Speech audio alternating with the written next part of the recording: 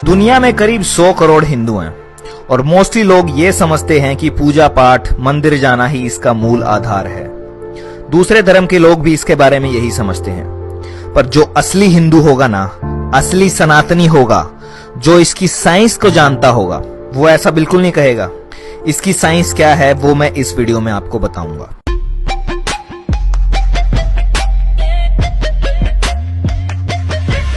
इसकी साइंस इतनी गहरी है कि दुनिया भर के बड़े बड़े क्वांटम फिजिसिस्ट, मॉडर्न साइंटिस्ट ने हिंदुइज्म के वेद उपनिषद पढ़े हैं, अध्ययन किया है, जिसमें एल्बर्ट आइंस्टाइन से लेके Niels Bohr, Erwin Schrödinger, Werner Heisenberg और निकोला टेस्ला का नाम भी आता है।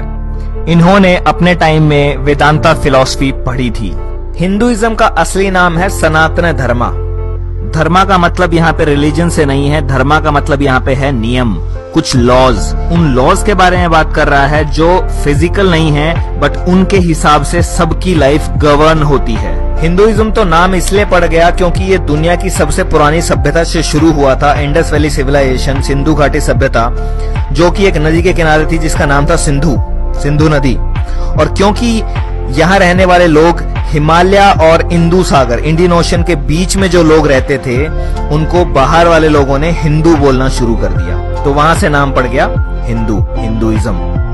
अब इसकी खास बात क्या है? इसकी खास बात यह है कि अगर तुम 10 हिंदुओं को खड़ा कर दोगे और उनसे पूछोगे कि भाई तुम किस चीज में बिलीव करते हो, तो आपको 10 अलग अलग जवाब मिलेंगे, डिफरेंट फॉर एवरी पर्सन। क्यों? क्योंकि कोई भी इसका एक सिंगल फाउंडर नहीं है, लाइक अदर रिलीजन्स।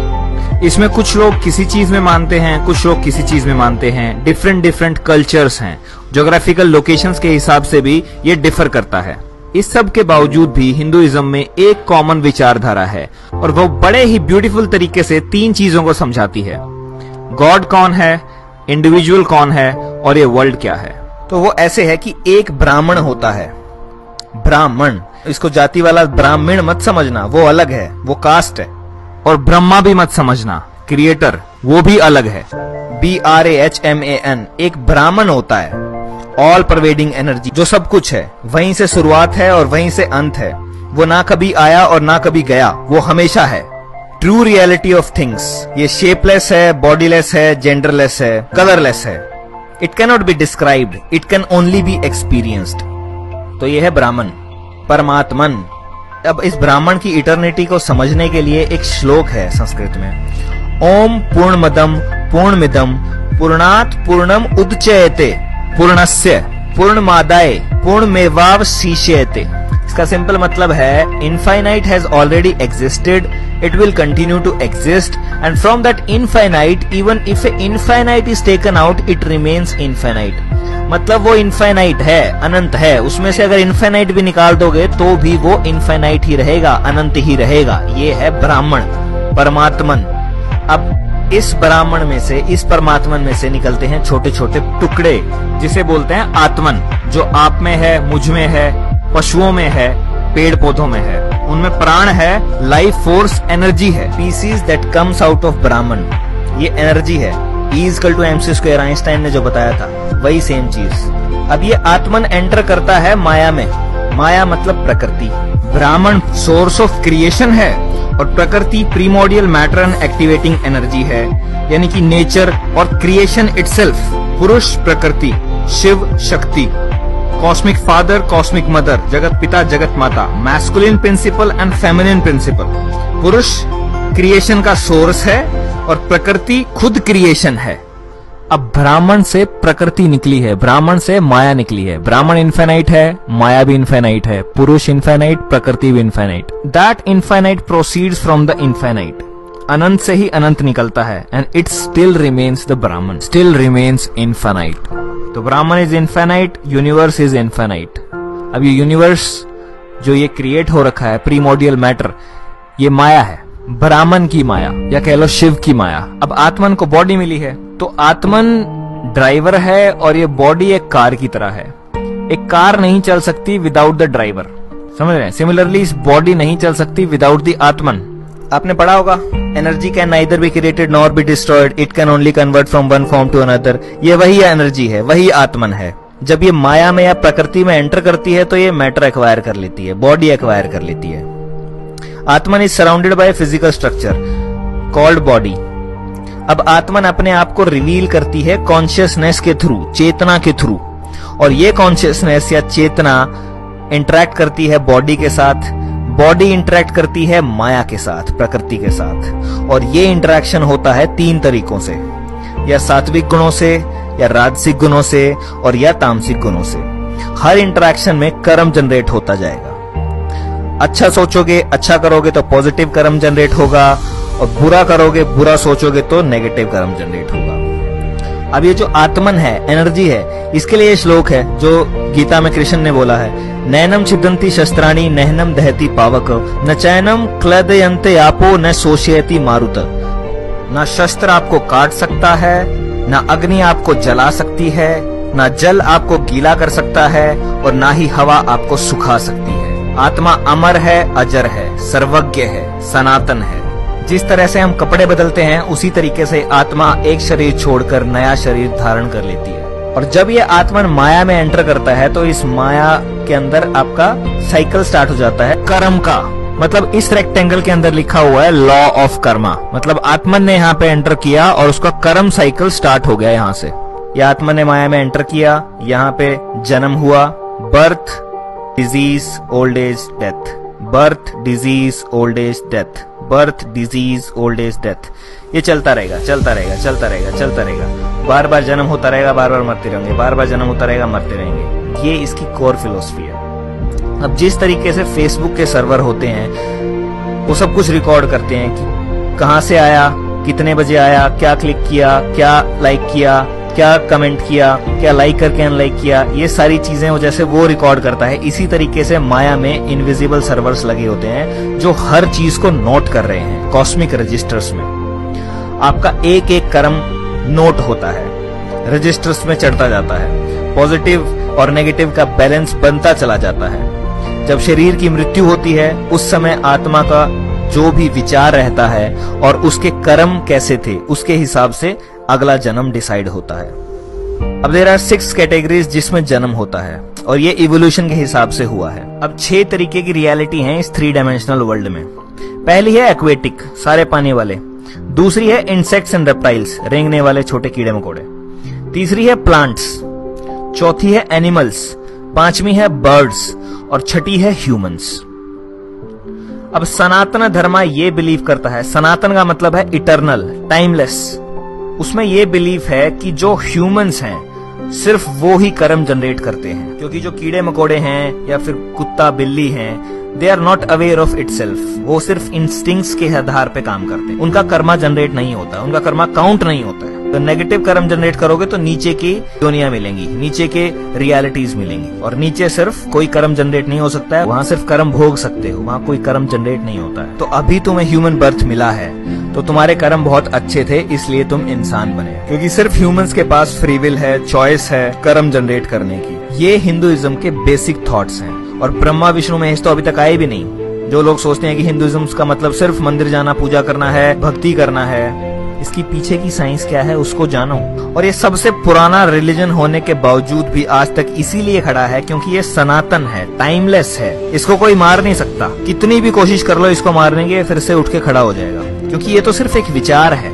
और यही एक रीजन है कि ये आज तक भी जिंदा है। बाकी कितने धर्म आए और खत्म हो गए, बट ये आज भी सबसे पुराना होने के बावजूद भी 100 करोड़ लोग इसे फॉलो करते हैं। चलो आगे बढ़ते हैं।